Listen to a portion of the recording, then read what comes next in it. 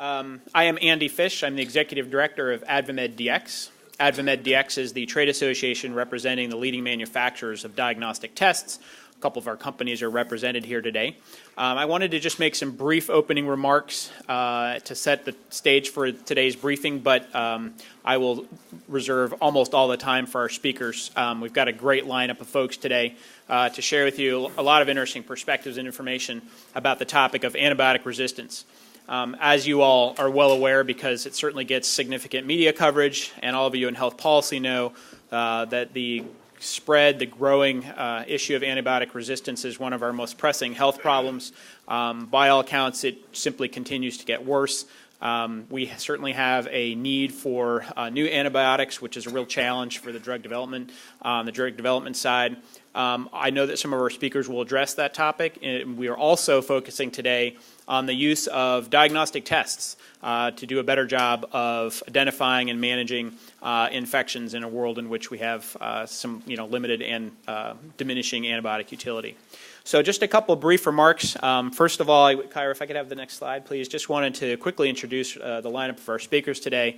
You have biographies in your packet, so I'm not going to spend time on that. But as you'll see, they're all extremely well qualified experts in the field to address you today.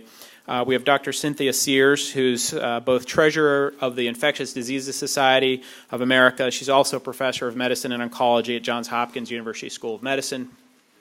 Dr. Regina Davis Moss, who is the Associate Executive Director of Public Health Policy and Practice with the American Public Health Association. Dr. Lance Peterson, who is Director of Microbiology and Infectious Diseases Research at North Shore. We have Mike Musnug, who is Vice President of Respiratory and Healthcare Associated Infections with Alere, one of our member companies. Dr. Teresa Reich, who's Vice President of Clinical and Scientific Affairs with Nanosphere, another one of our member companies. I'd certainly like to point out that we have a number of additional companies in our membership who do significant work in this area as well. I think some of them are here with us today, and some of them may have left some materials in the back of the room as well. I'd encourage you to look for that as well. Certainly, again, these companies here, although significant in this field, are not the only ones. Our whole industry, many companies are working on this issue. I wanted to give a special note of thanks to Congresswoman Slaughter's office for helping put together the room for this briefing and working with us on pulling it together. And I think Ms. Kuntz in her office as well, we've worked very closely with, and we appreciate that. It's great to be able to put this on. Kyra, if I could just have the next slide quickly. Again, AdvaMedDx is a division of AdvaMed. AdvaMed is the leading medical device manufacturers association. We are the diagnostics division of that entity.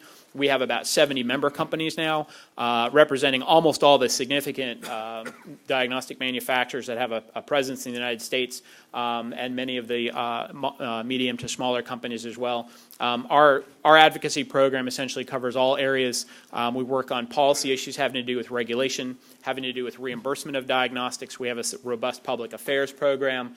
I did want to call out, although this briefing is essentially education, we're not here to push our policy priorities. I did want to point out that we're very pleased to have recently had introduced HR 2085, which is would make a significant step forward in improving the way diagnostic tests are reimbursed under the Medicare program. So I would call your attention to that legislation. It may be of interest. It's certainly something that we will be coming up to the Hill and talking to a lot of you about in the coming weeks and months. So I appreciate your attention to that. And finally, Kyra, if I could have the next slide, just wanted to point out that our website is one of our major channels for distributing information on diagnostics on all different fronts. We've been working hard to develop information as well that's of interest, not only to those of you on the Hill, but to other stakeholders as well. We have a policy primer on basically the regulatory and reimbursement environment for diagnostics, a number of other materials and resources we think are useful on that website, as well as basically our policy handouts. We'll continue to develop materials and put them on our site that should be of use. I'll point out one forthcoming publication probably within the week or so that will be posted is a primer on molecular diagnostics, probably about a 20-page document or so that goes into the issues in technology and impact of the advanced, kind of the cutting edge of molecular diagnostics. So I'd call that to your attention. So I think without further ado, I'd like to just move on and go to our first speaker.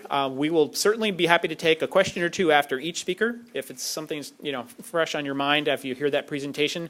But we will also at the end go to a full round of Q&A and discussion with our whole panel, and we'll simply go by the time that we have left on the clock at that point. So with no further ado.